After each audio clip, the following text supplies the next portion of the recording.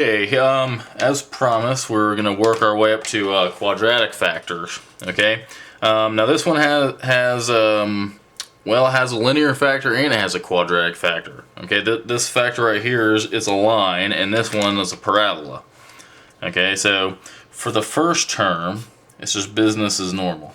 Okay, the second term, when we have a quadratic, our coefficients are going to be linear. Okay, so see that's kind of like y equals mx plus b, sort of. Okay, so that's basically, you know, what goes on there.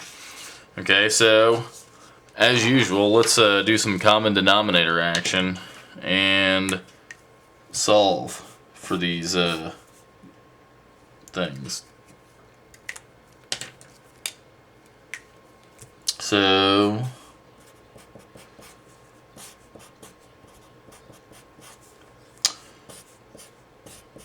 and really the only thing different is the fact that, you know, we had to write them like that.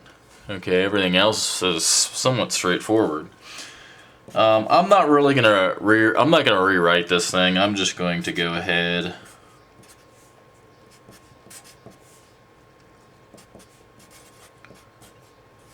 that's all I'm doing, is I'm just multiplying it out.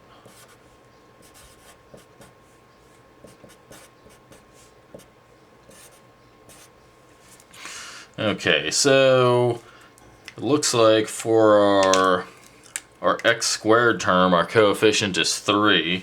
So it looks like a plus b is equal to 3. And for our x to the first power term, it looks like we get negative 2b plus c being equal to negative 2. And for our x to the 0 term, that's a minus 2c.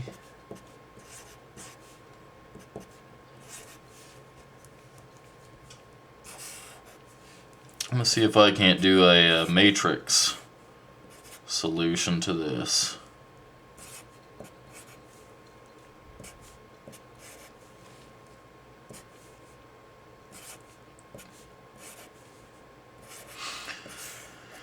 Okay, so basically I just wrote here it does an augmented matrix, and I just wrote like here's the coefficient of a and b or both 1, and there's no c term, so that's just 0. So I'm gonna see if there's anything that I can do here that might might help me out. Okay, so what I'm trying to do is I'm gonna try and get, you know, all 1s here. I'm gonna see if I can't do that. Okay.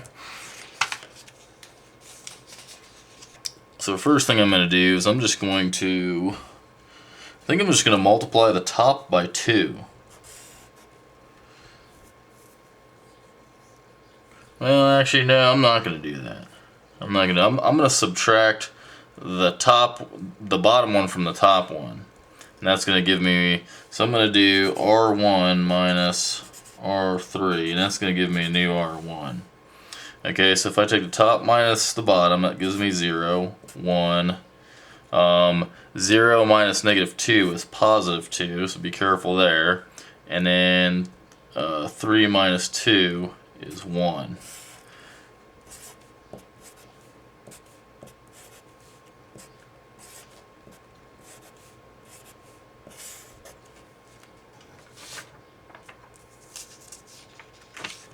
So everything's kind of running out of paper. So let's see here. I think now I'm going to go ahead and multiply the top row by 2. Okay? So if I take the top row and I multiply it by 2, I get 0, 2, 4, 2.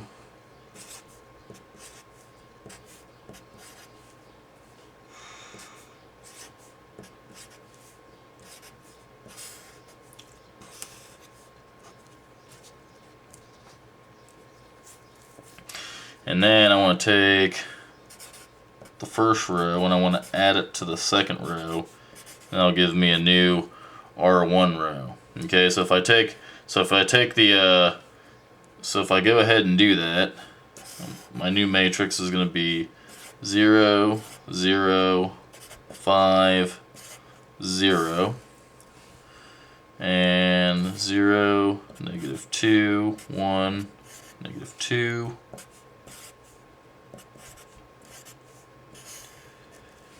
Okay, so you can get, if you have time, you can try to get these all into ones right here. I'm not going to try and do that.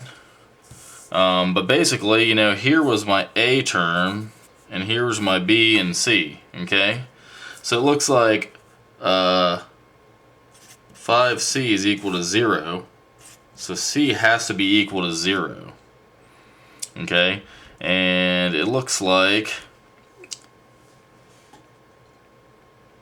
this would be negative 2B plus C would be equal to negative 2.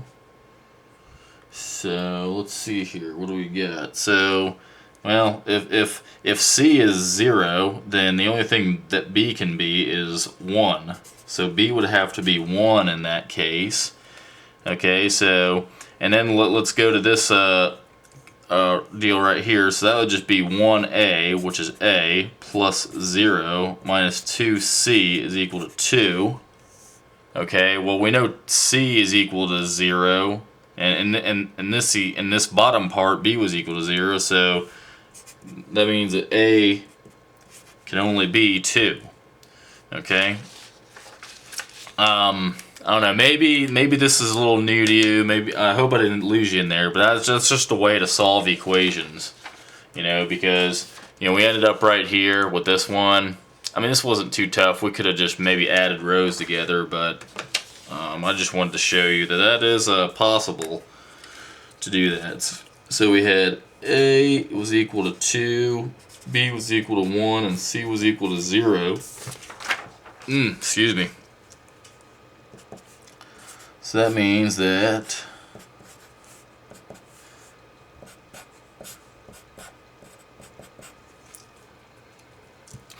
now if I go and do common denominators on this, everything should come out equal, shouldn't it?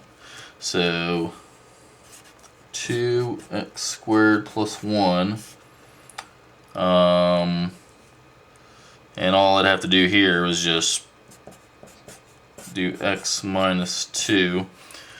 So this should come out to what I had here if we did everything right.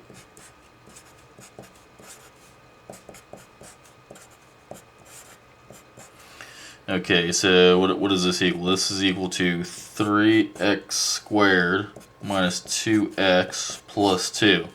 Okay, so it came out right. Everything works pretty good. I was hoping I wouldn't make a mistake on there, but you know, the only different thing we did was just this thing right here, and then you know, once we got back there, I went ahead and did the matrix.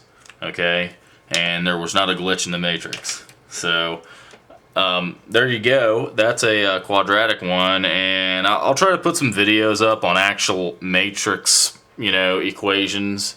Maybe you get a little familiar with that if you haven't, because it's really probably the best way to do it. And really, if you have anything bigger than a 3x3 matrix, like this is like the coefficient portion of this matrix is, you know, 3 up, 3 down. If it's any bigger than that, it's a pain to do. Your calculator, you know, TI-83 will do it for you. So maybe I'll do a video on that. So thanks for watching.